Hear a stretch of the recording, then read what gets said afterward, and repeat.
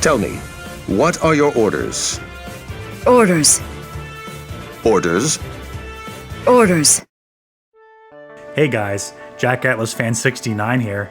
It seems like the 13-minute video I made completely just to gaslight my friends and have a good laugh with 12 people is doing crazy numbers, and I'm sitting at a staggering 12 subscribers. Wowzers, 12 subscribers. This can only mean I've become the upper echelon of YouTube content creators. One of these days, I'll give my audience the big middle finger and sell out completely, shilling shitty subscription-based loot box services and gacha games. Both of those are things that I hate, but that doesn't matter. Until I have an actual 9-to-5 job and a livable salary, my morals are completely for sale. It could be worse though, at least I'm not interested in minors. Anyway, today I want to talk about Reinhardt from Fire Emblem Thracia 776, a character who should have just been a forgotten footnote in Fire Emblem history, but ended up somehow becoming the face of Thracia. He said it! He said it! This video is mostly going to be a personal account of my experience and thoughts about Reinhardt, backed up by a little bit of modest research. I recognize that my last 3 videos lacked some journalistic integrity, but don't worry, this time I won't just be lying and making shit up all the time. In fact, this video will be about as serious as you can expect from somebody called Jack Atlas Fan 69 on the internet, whose primary demographic is Lucario the Humper fans. Need some more, Zelda. In fact, in order to reassure the audience that I'm remaining accurate and faithful in my reporting, I'm putting this graphic up on the screen for the video to let you know I'm taking this really seriously. With all of that out of the way, grab a drink and relax, because it's time to start the video. Orders is everything. Did you know? Fire Emblem Thracia 776 is the only video game in human history to ever sell exactly 0 copies. Not only that, did you know that anybody who tells you they played Thracia is probably lying to you, especially if they say it's their favorite game in the franchise? Even if they somehow did play this game, I severely doubt they would have remembered Reinhardt from his initial appearance. In his original game, Reinhardt is a one-off chapter boss who just happens to have a little bit more lore relevance due to his connection to Ishtar from Genealogy of the Holy War, and because he's the brother of playable character Olwen. I will admit, he could be memorable because he does seem like a very difficult stage boss. In addition to having 2 different weapons that attack twice, he also has 4 skills, which I think is pretty good, but I'm not actually sure because I didn't play Thracia. Nobody did, remember? However, due to a very strange sequence of events, Reinhardt's reputation as a forgotten boss character would be overturned completely, nearly 17 years later with the release of Fire Emblem Heroes. Yep, that's right. Despite being notorious gacha game hater Jack Atlas Fan 69, the majority of this video is, in fact, going to be about a gacha game. I mean, what the fuck comes next? A video about League of Legends? I shall dedicate myself to orders. When Heroes first released, Reinhardt wasn't in the game yet. Nintendo had yet to find critical success in the mobile gaming space, and Fire Emblem Heroes was completely uncharted territory for the series, so they wanted to play things relatively safe with the launch and only included characters from these 5 games. It should be noted, even though Ike won their pre-launch popularity poll, the Tellius games were completely unrepresented at launch, but somehow Binding Blade got in, even though it only released in Japan, and even though it was kinda ass. There were also no Thracia characters at launch because, and I cannot stress this enough, nobody played this game. Nobody. Not a single person. Got it memorized? However, for reasons I can't fully comprehend, Reinhardt and his sister Olwen were added to the game on February 27th in the game's second post-launch banner.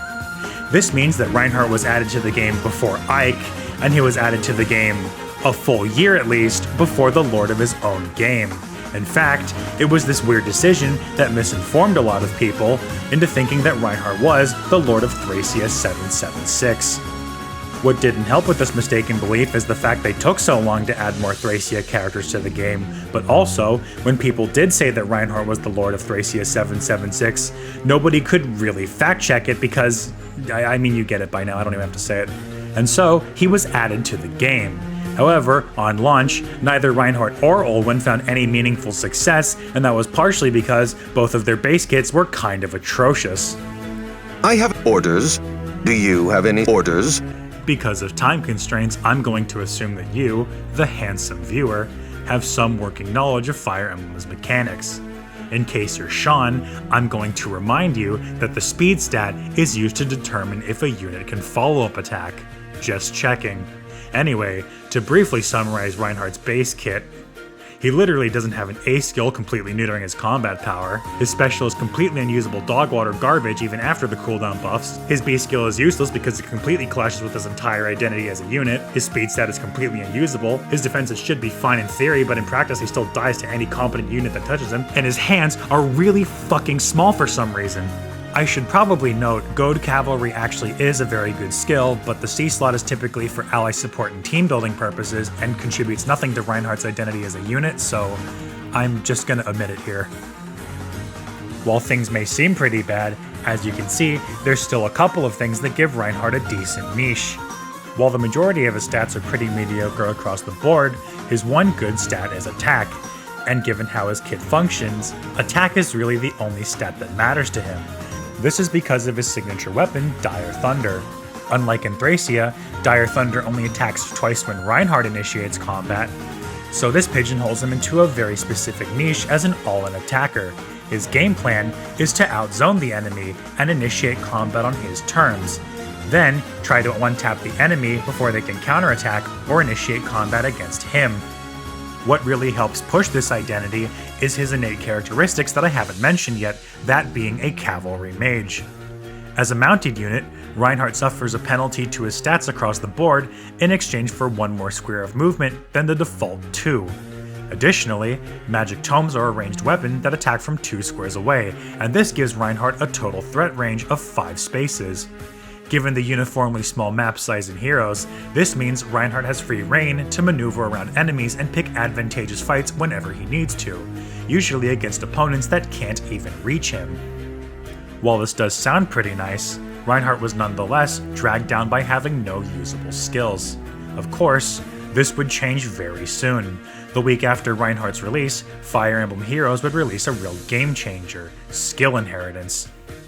Thanks to Skill Inheritance, you can now sacrifice your spare units to let other units learn their innate skills. So, what does this mean for Reinhardt? How can we use this to fix his garbage kit? Using his signature weapon as a base, let's see if we can give Reinhardt a better skill set. For starters, we can actually give him an A skill. How about Deathblow 3? Whenever he initiates attack, this gives him an extra +6 attack, and because Dire Thunder double strikes, that effectively becomes +12 damage. Pretty good. While we're at it, let's go ahead and give him an actual usable special, like Moonbow. Moonbow, when activated during combat, ignores 30% of the target's resistance stat, increasing Reinhardt's damage and improving his matchup against more bulky units. Additionally, it only has a cooldown of 2, which is a much easier ask than the bullshit 5 that he came with. Next is the matter of replacing his useless B skill. Reinhardt can pretty reliably dunk on anything that's a red unit because of weapon triangle advantage, but let's go ahead and give him something like Blue Tomebreaker or Lancebreaker to shore up his matchups against units he's neutral against. The C slot is honestly really flexible, but let's go ahead and keep Goad Cavalry since he already has it to begin with. And then to round things out, let's give him a positional assist skill like Drawback or Reposition. Yeah, you know what? This is a pretty good build. And this is also the iconic build you see on him the most. I mean, you don't have to run this. You could technically run whatever the fuck you want. Brother, this guy stinks! Regardless of how you approached it, this nevertheless meant Reinhardt could now have an actual functional kit. I wonder how this will affect his viability. I am Reinhardt, Knight of Orders. I come bearing orders. Remember earlier when I talked about Reinhardt's strengths as an attacker who can threaten units from all the way across the fucking map? It turns out, when you give him an actual set of skills devoted to increasing his kill power, he actually does a pretty damn good job of killing things. This elevated his natural strengths into being completely impressive, and Reinhardt was by and far the best unit in the game by a ridiculous margin. Forgive me! I haven't even mentioned the best part yet. You see, as you would expect from a one-off stage boss from a game nobody played, Reinhardt was not viewed as very marketable, and so after his initial banner ended, he was one of the units chosen to drop into the 4-star pool. This meant the odds of finding him, compared to his sister, were dramatically higher. While you could go years without seeing a single copy of Olwen, if you played the game for long enough, you would inevitably pull a few copies of Reinhardt. Not only that, but everything you need to assemble the quintessential Reinhardt build can also be found in 4-star units.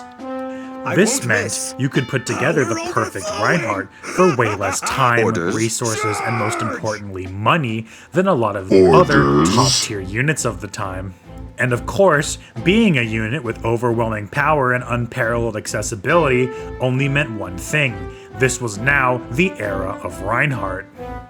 Not only was Reinhardt pretty much everywhere, but when you did see him, you had to fear him. If you didn't have a dedicated Reinhardt check on your team, or some sort of strategy to mitigate his overwhelming pressure, you were going to get your shit kicked in. Every time. Of course, the fanbase's reactions to this obscure deep-cut nobody, You're nobody! running around nuking their entire metagame, were kind of mixed. But however you felt, people were talking about Reinhardt. This was more attention and relevance than he had had ever, even in the entire 17 years after Thracia's release. Yet fascinatingly, Reinhardt's popularity had no bearing on the opinion of Thracia 776. People still weren't talking about that game, and intelligence systems still had no faith that it could move product. That's why, over a year into Fire Emblem Heroes' life cycle, when they finally bent the knee and added more Thracia characters, they gave Reinhardt a shiny new alt. Reinhardt was the moneymaker for this banner, which is really strange to think about in a vacuum, and it probably would have pissed off the Thracia fans if they existed. This new sword-wielding Reinhardt, depicting him using the Master Sword, was a premium 5-star only unit, and I won't be going into much more detail than that because I think I've talked about game mechanics enough for one video. This was all completely absurd. But would you believe me if I said it got even weirder? Orders. I know we just talked about Leaf's banner, but let's take a step back about 6 months. Back in October of 2017, this is where the Thracia fans were probably still a little worried because their game's entire representation hinged on Chad Thundercock dog-walking their entire metagame. But you know who else is getting a little restless? The Genealogy fans. But fortunately, there's hope. There's a Gen 1 Genealogy banner that just got announced. Sigurd's coming. And he's got a pretty interesting kit with some fascinating properties. I wonder why that is. And so, everything was fine, and people were happy. For about 3 days until they shadow dropped this banner with Ira in it, making her one of the most desirable min-maxed premium units the game had ever seen, along with a slew of deceptive practices that I can't get into for even more time reasons, but here's a list of bullet points for what I understand if you want to pause it real quick. The point being, this was a humongous cash grab that really spit in the face of the community's goodwill. Understandably, people were pretty fucking mad. There was a good amount of outcry. And then, one player, Google Translate in hand, took to the official Fire Emblem Heroes Twitter to deliver this edict. I no more money for you. I now use the Reinhardt. And this could be interpreted in 2 ways. The first, despite Ira's super min-maxed kit, she did have a certain blind spot. But the other interpretation is in more of a philosophical sense. Ira is a unit defined by scummy corporate greed and deceptive cash grab practices. The developers are basically holding your performance in the metagame hostage, saying that if you don't spend your resources, or god forbid your real world money, to acquire this unit, you're going to lose to the people that do. But on the other hand, you have the Reinhardt. A hyper-powerful unit, and a unit that you can cobble together from basically sticks and mud. I mean, fuck, Lancebreaker 3 comes from a unit you can get for free. And I guess it's the second interpretation that I'm really trying to highlight in this video. In a manner of speaking, Reinhardt is the antithesis to what it means to be a gacha game. He is the gacha game character that defies gacha games as an institution. I'm a bird. And I guess that, above all else, is why I like him so much. And more or less, this is what Reinhardt's reputation ended up becoming. You could get mad at Horse Emblem. You could get mad at seeing your favorite character get Dire Thunder to death over and over again. And you could get mad at Reinhardt. But it didn't matter. When you needed him, Reinhardt would be there for you. And no matter what this scummy cash grab game would throw at you, Reinhardt would have your back. In kind of a weird manner of speaking, I would almost compare Reinhardt's popularity and reputation to that of Captain Falcon. Despite coming from a very, very, very dead franchise, Captain Falcon still lives in the cultural zeitgeist today through the Super Smash Bros. Series. In a manner of speaking, Captain Falcon is more so a Smash Bros. Character at this point than an F-Zero character. And I guess, in a similar vein, Reinhardt sort of became a Fire Emblem Heroes character. I didn't really have to make that point, I just really wanted to do this bit. Captain Reinhardt. Orders. The scope of this video was really just supposed to be that first year of Fire Emblem Heroes because that's where Reinhardt was at his most prevalent. But before I do end the video, I just want to do a quick lightning round of everything Reinhardt's been through in the last 7 years. I will say this section might not be the most reliable account, partially because I actually stopped playing the game at some point, but also modern Fire Emblem Heroes has become something completely undecipherable. Truly, for attempting to build a tower to the heavens, mankind was blighted with whatever the fuck this is. For starters, as you can imagine, the Fire Emblem Heroes devs tried as hard as they could to suppress Reinhardt, not only through upping the power level in general through power creep, but through releasing a lot of dedicated counters. But it wasn't all bad for Reinhardt.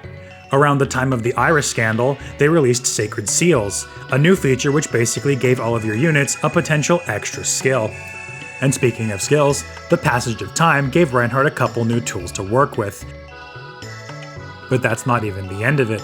Check out his cool dancer outfit, with this weapon that I can't begin to pronounce. They also released a new kind of unit called Rearmed Heroes. Rearmed Heroes were premium units that let you pass along a particularly powerful weapon to units that don't have a signature weapon, or units whose signature weapons have been decimated by the passage of time. And when they needed a rearmed unit for a blue tome, there was only one man for the job. And if you were really a fan of the base Reinhardt unit, you could shell out real-world money for the Fortnite Battle Pass to get Resplendent Reinhardt, a reimagining of the character using the fashion of Asker, the country the main characters are from. Reinhardt may not be the top-tier meta-destroying unit he used to be, but he is still a very good unit, especially for how cheap and accessible he is. In terms of Reinhardt's popularity in the rest of the Fire Emblem franchise, well, I mean, it wasn't much. You have to remember, he's still a Thracia character. Even so, Reinhardt did manage to get representation in Cypher, the dead Fire Emblem card game that nobody plays. If you had the means, you could own physical proof that Reinhardt's popularity was actually real and not just a nightmarish fever dream. I think my favorite piece of Reinhardt trivia, however, is that he was added to Season 5 of the hit Canadian show 16. In this show, Reinhardt's character is recontextualized as an indomitable demon king of basketball, and he serves as Wyatt's rival throughout the season's basketball tournament arc.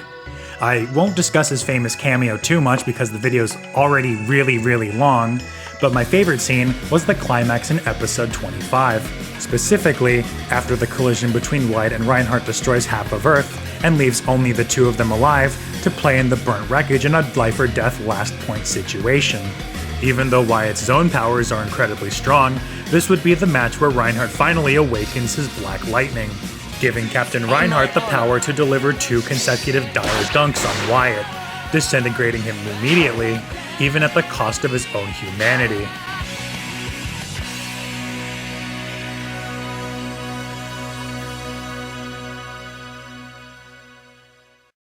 And yet they still haven't given him a weapon refine. And that's going to be the end of the video. This one originally started as an old script I found from like several years ago, and I felt like I just wanted to, give it the Jack Atlas Fan 69 treatment, even though I had to go make a couple of changes, and there were definitely a lot of things that were added. I thought this was gonna end up just being about as long as the Madoka video, but I mean, it just ended up being 20 minutes somehow. I guess I just had a lot to say and, a lot of jokes I wanted to put in. I feel like I had to cut a lot of things out too for time, and it still ended up pretty long. Anyway, if you liked the video, make sure to leave a like and comment about a cool rock you found. And as always, make sure to subscribe and ring the notification bell so you can be alerted the next time I produce another fucking 20-minute banger. Orders.